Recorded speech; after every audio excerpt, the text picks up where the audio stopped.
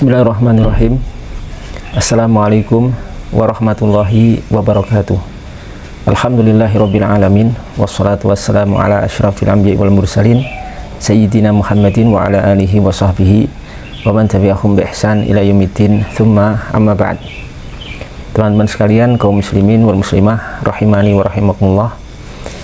Imam Mujtahid Al-Allamah Al-Faqih Muhammad bin Ali bin Wahab Asy-Syafi'i, atau yang lebih dikenal dengan Imam Ibnu Daqiq Al-Id rahimahullahu ta'ala, yang beliau ini wafat tahun 702 Hijriah, merupakan salah satu ulama yang sangat masyhur, sangat terkenal ya, dan diakui sebagai seorang ulama yang sangat berilmu, sangat alim.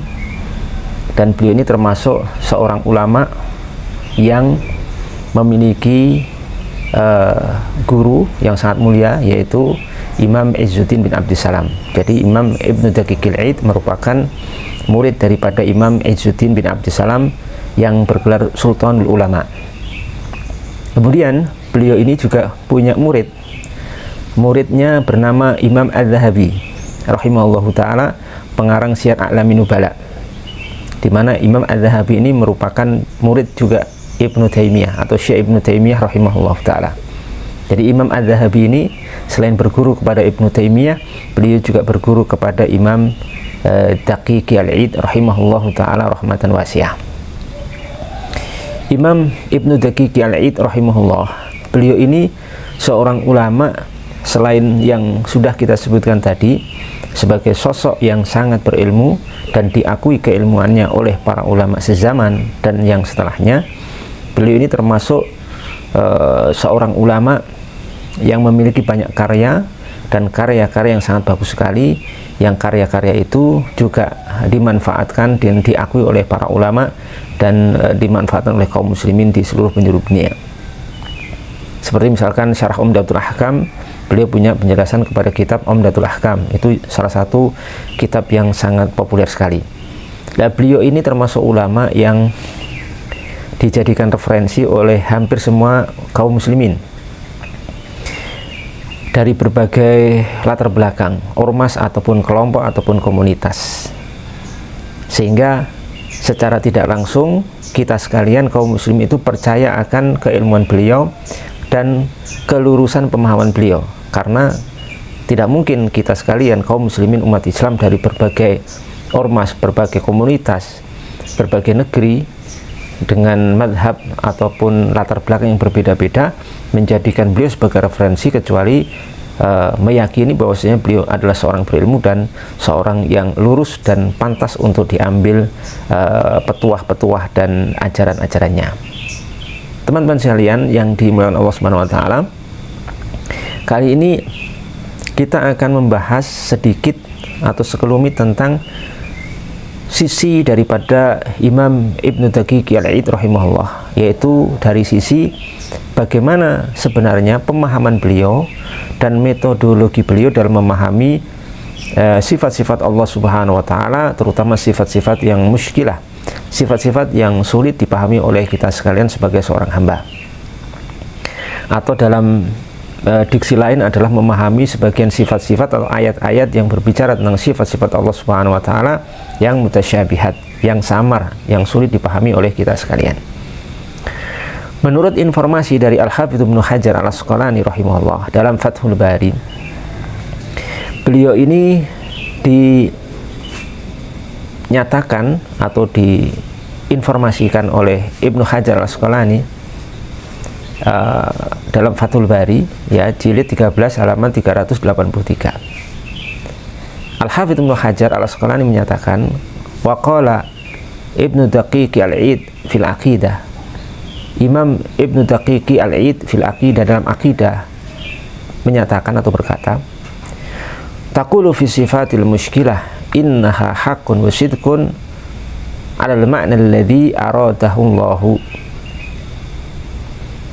Kata Imam Ibnu Daqiq Al-Id, belum mengatakan dalam masalah akidah, taqul, hendaknya kamu menyatakan, hendaknya kamu berpendapat di dalam sifat-sifat Allah yang muskilah, sifat-sifat Allah Subhanahu wa taala yang muskilah. Muskilah di sini maksudnya sulit dipahami oleh kita sekalian, atau samar maknanya, atau yang semisal dengan itu.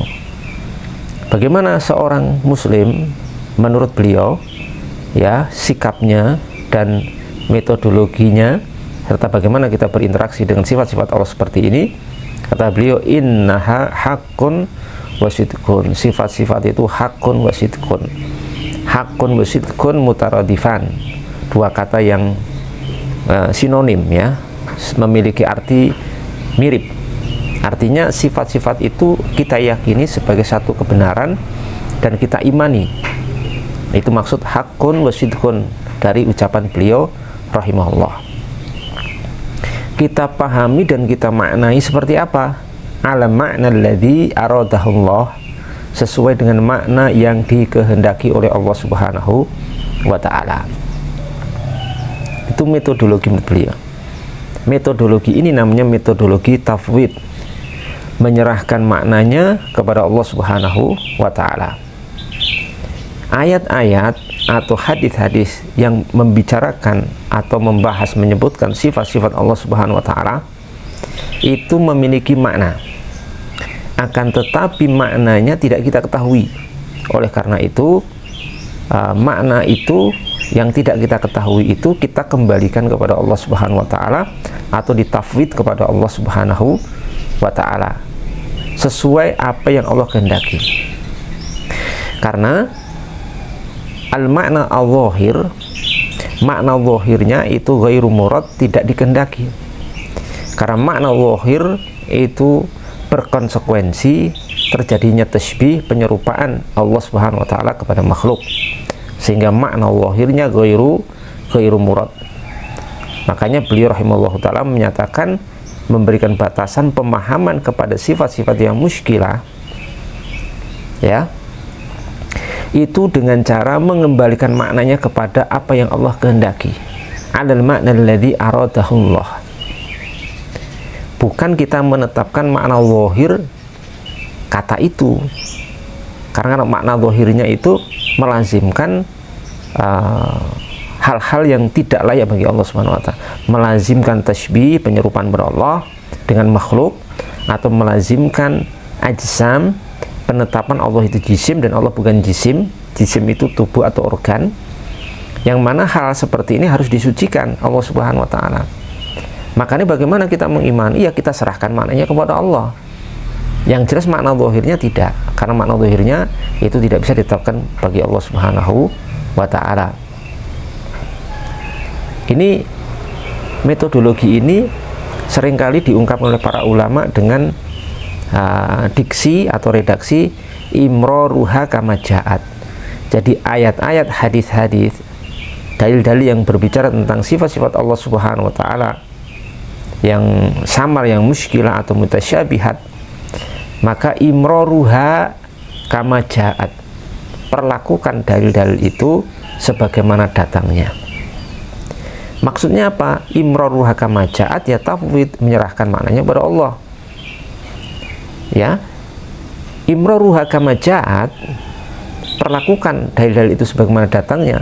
Menurut penjelasan Al-Hafidz Ibnu Hajar Al-Asqalani dalam Fathul Bari di halaman yang lain atau di jilid dan halaman yang lain, beliau menyatakan maksud imroruha kama ja'at itu adalah maknanya atau artinya adamul ilmi, ya, adamul ilmi bil murad minhu, adamul ilmi, ya, bil murad minhu, au kama qala, ya, adamul ilmi, tidak adanya pengetahuan kita terhadap yang diinginkan darinya. Itu makna imroruha kama ja'at, sebagaimana disebutkan oleh Al-Hafidz Ibnu Hajar dalam Fathul Bari, kama qala, sebagaimana ucapan beliau, kurang lebihnya seperti itu. Ya, dan ini merupakan metodologi yang dipakai oleh Al-Hafidz Ibnu Daqiqi Al-Aid rahimahullahu ta'ala, sebagaimana disebutkan tadi oleh Al-Hafidz Ibnu Hajar dalam Fathul Bari di jilid yang sudah kita sebutkan dan halaman yang sudah kita sebutkan. Itu metodologi beliau. Kemudian bagaimana, apakah kemudian beliau menolak takwil secara mutlak? Ayat-ayat tentang sifat-sifat Allah itu nggak boleh ditakwil secara mutlak? Tidak. Walaupun beliau membawa atau memakai metodologi tafwid, Tapi beliau ternyata juga tidak antipati kepada ta'wil secara mutlak. Beliau mengatakan setelahnya, masih dalam penuturan beliau yang dinukil oleh Al-Hafidz Ibnu Hajar Al-Asqalani dalam Fathul Bari, wa man ta'awwalaha nadharna fa in kana ta'wiluhu qariban ala muqtada lisanil arab lam nunkir alaihi.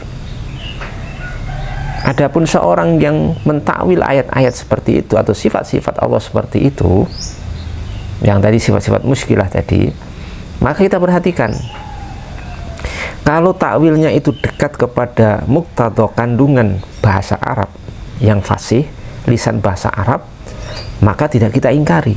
Nah, ini poinnya di sini, bahwasanya Al-Hafidz Ibnu Hajar Ibnu Daqiqil Id tidak antipati kepada takwil. Tapi kalau takwil itu memang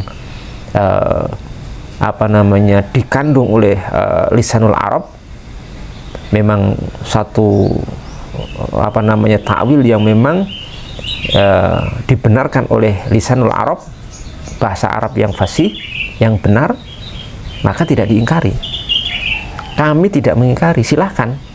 Walaupun mungkin beliau lebih cenderung kepada metodologi tafwid tadi, menyerahkan maknanya pada Allah, tapi tidak mengingkari takwil sepanjang takwil itu memang didukung oleh bahasa Arab yang benar, yang fasih, kemudian didukung oleh argumentasi dan dalil-dalil atau indikator-indikator yang lainnya.